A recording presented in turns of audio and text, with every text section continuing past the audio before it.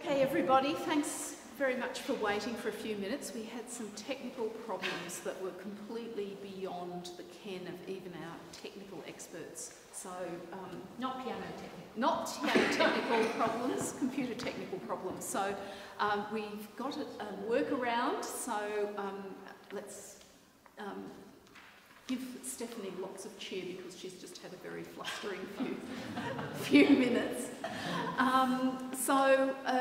Just before I start the lecture, I just wanted to say a few words about our series. So About Music is a regular series that we've been running for the last few years. Every fortnight or so we have a lecture about a different aspect of the wonderful music research that's going on here, also of course elsewhere. We do have visiting lecturers sometimes. There is a handout. Unfortunately it says semester 1 at the top of it, it should say semester 2, but if you want to see what's coming up, that's got all the lectures listed on it. It's I think up the back of the room. Yeah. And we'll bring it down to be in the catering area afterwards. So without spending too much time on that, just to welcome everybody here very warmly, especially anybody who hasn't been along before. I'm sure this is going to be a fantastic lecture. It's a wonderful topic to be kicking off our second semester program with. So Stephanie McCallum, who is probably known to most of you, is one of our research stars here at the Sydney Conservatorium of Music. She's championed unusual new and Australian repertoire and has also been extremely productive with publishing recordings. Her discography ranges through Weber, Schumann, Liszt, Taneyev, Satie, Magnard, Boulez, Xenakis and beyond, and very recently she's published some wonderful premiere recordings of Alkan, and even some newly transcribed Beethoven. So today she's going to be talking about performing Weber. She's going to be doing a recital as well as talking about it. So I'm sure you'll have lots of questions. Because we've had a bit of a delayed start, there will be we may be a bit curtailed for questions today, so please forgive us for that, but I'm sure if you save up any burning questions that don't get answered, we can follow that up with Stephanie later on. So let me welcome Stephanie McCallum.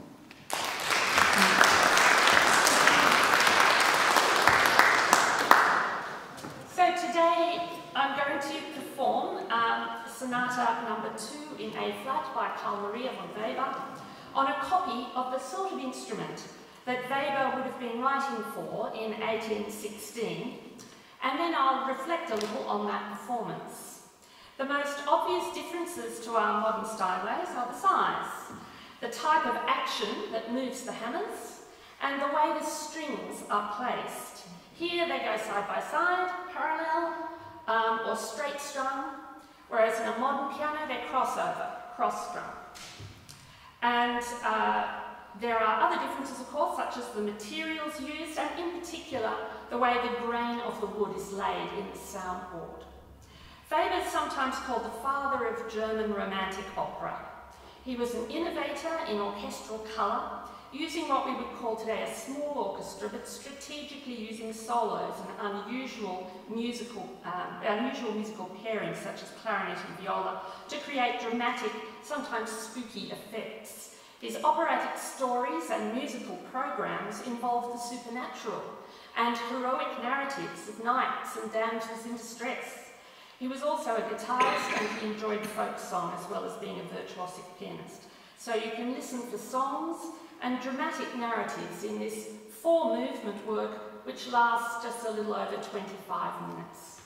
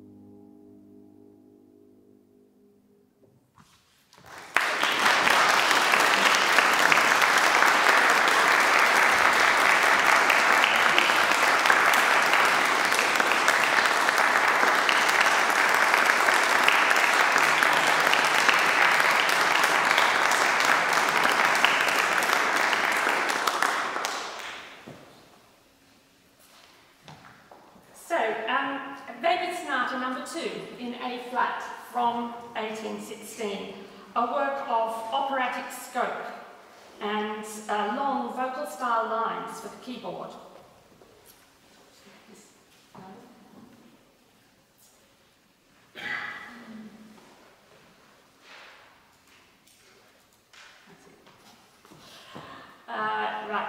Yes, and incidentally dedicated to Francois Lasker, piano teacher of that most prolific opera composer, Weber's good friend Meyerbeer.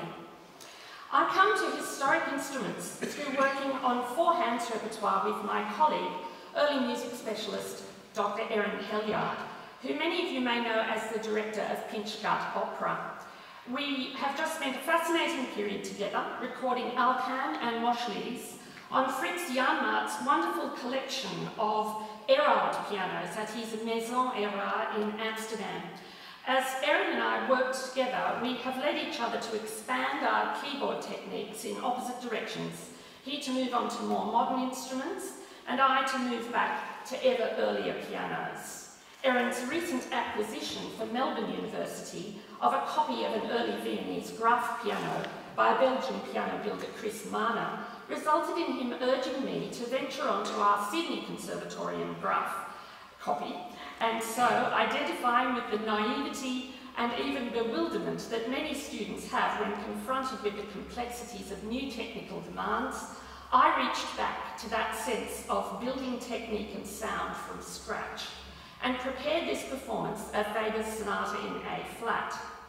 With a technique built for virtuosity and projection on modern pianos, based on gravity and limited finger movement, I couldn't have started from a more distant style of playing, but the insights gained in understanding early repertoire and its performance transformation through the transformation of the piano have been rewarding.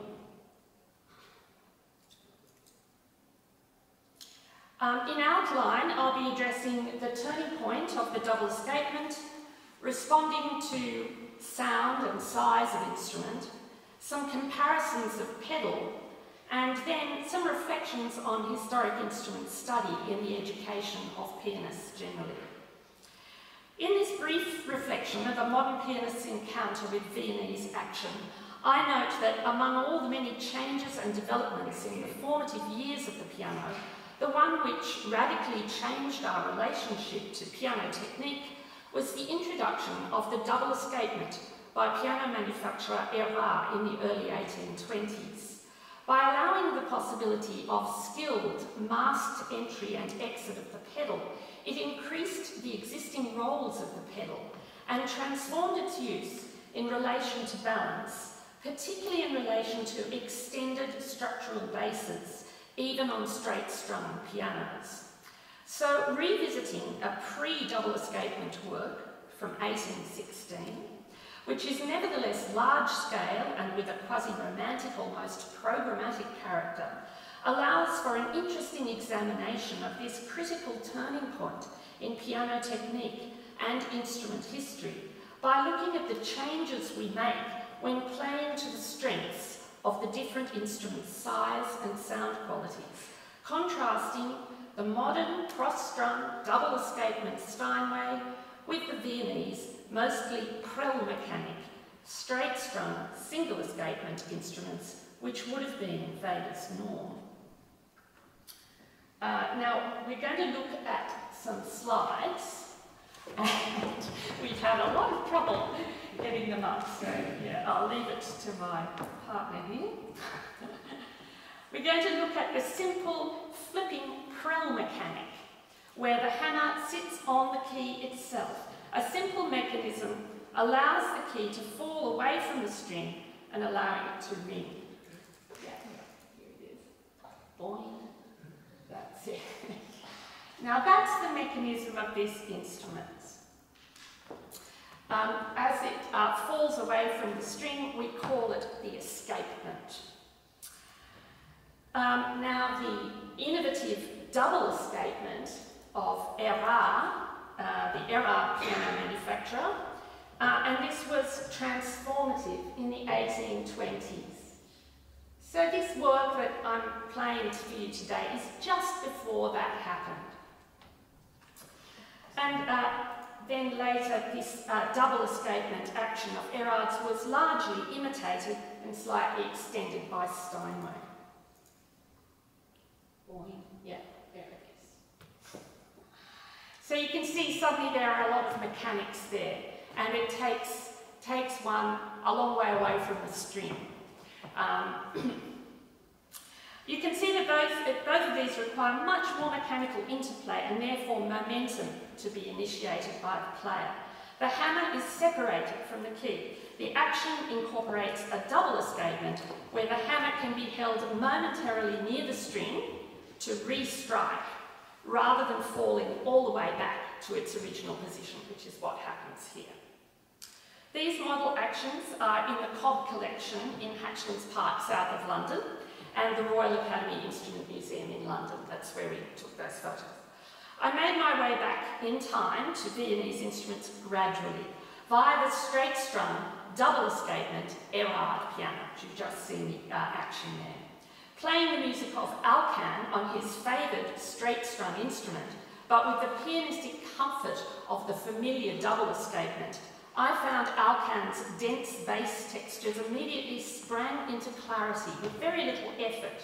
There was ease of balance, orchestral style variety, individuality and character in the sound, a lighter action with more sensitivity of control, and the wonderful woody warmth of these aged instruments. Incidentally, both Chopin and Alkan used Weber's A-flat sonata in their teaching practices. The sonata I played today, with Alkan writing in one letter that Weber's sonatas, quote, almost made me cry. They are so beautiful and poetic. It's fascinating to think of Alkan and Liszt and their contemporaries beginning their piano lessons on single escapement instruments and the speed of development of the piano as they themselves developed technically on their instrument. Liszt's many revisions of his etudes and a de pèlerinage and other works can surely be partly related to this, as his compositional skills, technique and instrument all developed in tandem. However, returning to Weber's instruments, the most obvious adjustment from a modern piano orally is in the size and density of sound, bringing into focus precise and imaginative quasi-orchestration, such as we find in Weber's opera orchestra. In this excerpt, the juxtaposition of extremes in dynamic, which I've circled there, reminds us of Beethoven, but is here used more for contrast in dramatic storyline or characterization, rather than emphasizing more abstract structural harmonic changes. With the sound not so projected, a more immediate, small-scale response is felt. One feels closer to the string and able to be more agile and immediate in dynamic manipulation. Of course, this dynamic is on a small scale, and the many accents littered throughout the score now make sense as opportunities for small rubato to help shape phrases, whereas on a modern piano, one would rely more exclusively on the greater volume response, created easily with increased speed of entry to the key. The difference is in projection or its absence, whether we're playing to a salon or projecting to a large hall. An analogy would be the delicacy and precision of a small line drawing by Delacroix, rather than the size and sweep of a Gauguin in oils. The lack of double escapement means greater definition at the start of each repeated note or chord. Even the repetitions within rapid trills need finger agility, this kind of thing, rather than fine-graded rotation of the forearm with the key kept beneath the escapement point. This increased definition in note attack also greatly changes the character of repeated chord accompaniments, which are here in frequent use. The application of pedal to extend structural bases works well, creating layered harmonies underneath a soaring melodic line, which retains beauty and clarity within the reverberative pedal. A similar passage on a modern piano requires skill with half pedaling to allow any clarity in the upper line, and also the ability to keep repetitions below the escapement point. to avoid grossly increasing the volume of inner chords on each repetition. The pianists among you will know what I'm talking about there.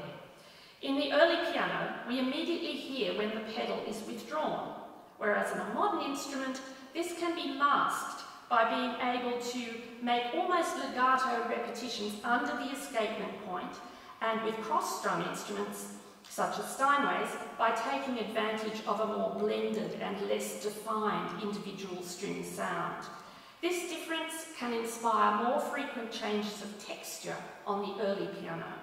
And on the modern piano, smoothness and feathered blending of textural joints sounds more idiomatic. At the turning point of the introduction of the double escapement, piano pedal eventually became default position down rather than default position up. So I'll not go into this now, a detailed examination of this very interesting period of flux in pedal indications and implications, but the following comparison from Thalberg, who lived from 1812 to 1871, gives an example from either side of the double escapement divide. So pedal markings in Thalberg's Opus 72 English Air from 1857 contrast with his Opus 1 Fantasy on Weber's Euryanthe from 1827, both published in their year of composition. So we can see here from the pedal markings that are in the centre of the staff there, head, a little off sign, that by 1857 the pedal is essential to the texture and is constant, changing to enhance and clarify the melodic line, while in Opus 1, you can see with the little brackets down there, a pedal marking in the middle, and again the off sign towards the end. There are almost no pedal markings, and the ones shown here seem to hint at the desire for an alternating change of texture or sound quality, rather than consistency. So we have a bar of pedal, and then a similar bar, dry, and alternating. So it's a colour or a special effect.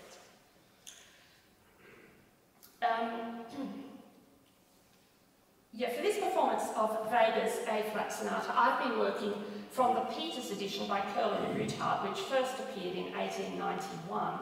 But Louis Köhler is also the author of the much earlier systematic teaching method for piano playing in 1857, which included material on history of the use of the pedal. So I noted the pedal markings in the score with interest, because in earlier editions, including one by Köhler and Schmidt, there are no pedal markings at all. And as with the early Thalberg just shown, this one, this absence appears prevalent, except where a special effect or a very long pedal occurs, such as we find occasionally in Beethoven. Well-known examples being the Opus 31 No. 2, which is here in the first edition. Those of you who know that very long ghostly pedal. Or the finale of Beethoven's Waldstein Sonata, which is here in Beethoven's manuscript, again from the same year of the publication of the first edition of 31 No. 2. These works seem to me among the first uses of the word peg and the terminating circle. So it's very specific use of when the pedal is to go down. And as you can see, it goes down for a great long time as a sort of special effect. Completely different use of the pedal in a modern instrument. From that point increasingly, the pedal is notated as the piano develops, so it's hard to tell for which style of instrument editorial pedal markings may be intended for music of the past, or how comprehensive they are intended to be. This shows a section from the fourth movement that I've just played, which captures interesting variety and suggested changes of pedal in this edition. First, the elongation of a structural bass over several bars, then pedal for a chromatically moving bass, which you can see there, then absence of pedal at the dynamic change. I hope you heard me do all this. With a now rising chromatic bass creating tension through the repetition of each chord. And finally, the application of pedal to this repeated bass chord as the upper line cascades in a diminished seventh broken chord. All these textures are distinct which works very well on Weber's piano, creating different densities which highlight dynamic shifts.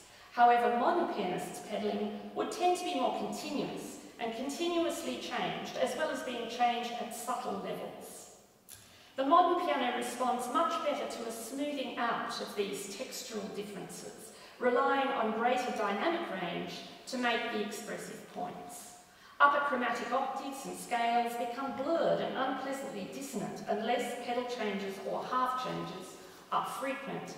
Density and volume can become grotesque without the idiomatic, constant shift of a pedal which has become intrinsic to the expected sound quality. With the Weber period piano, the lightness of the prel mechanic action, the deliberate juxtaposition of textural changes, and the narrow boundaries of the dynamic range render the modern pianist's use of gravity on the arm and a continuous transition of weight through the hand to the keybed mostly counterproductive. Experiments with taking much of the weight off the finger and use of smaller movements of hand and fingers made close to the key seem to allow the sound to ring without being choked, almost as if the opposite motion of the hammer in a prel mechanic, like this, requires a gentle pull towards oneself to play to its strengths, rather than the heavy leverage that on the key that releases the depth of a modern piano sound. Now for some concluding remarks on refreshment and renewal in creative performance practice and piano teaching. Experimenting with these differences of technical approach and their effect on the sound of different styles of instrument opens the ears to a more creative relationship with sound and moves away from the mass-produced, internet-delivered globalisation and standardisation of instruments and performances.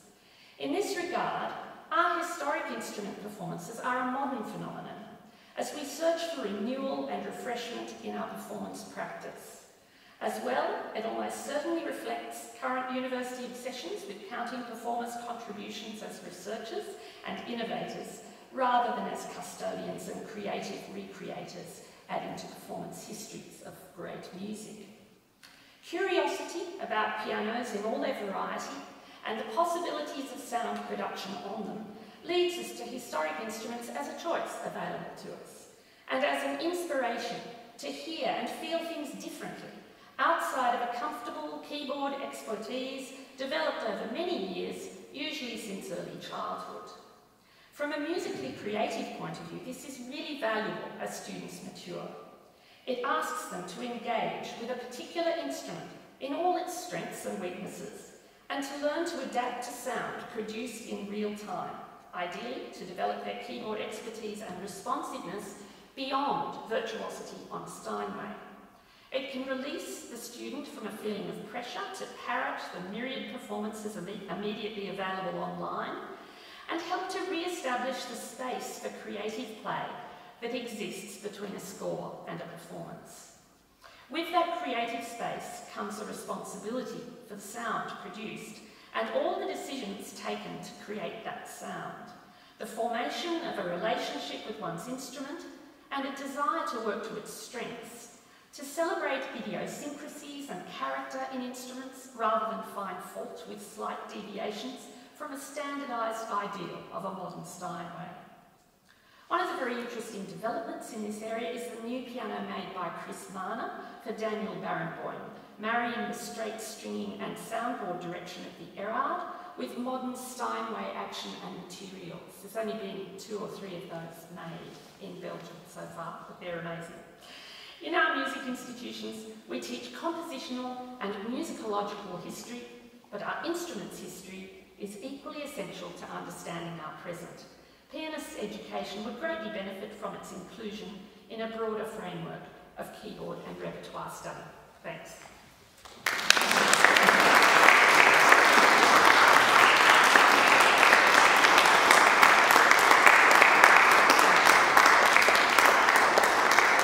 Thanks very much, Stephanie, for a wonderful performance and a wonderful explication of the issues that arise from it. Unfortunately, we have very little time and Stephanie herself has to leave quite soon. So we've only really got time for one or two short questions. So can I invite one or two brief questions for Stephanie?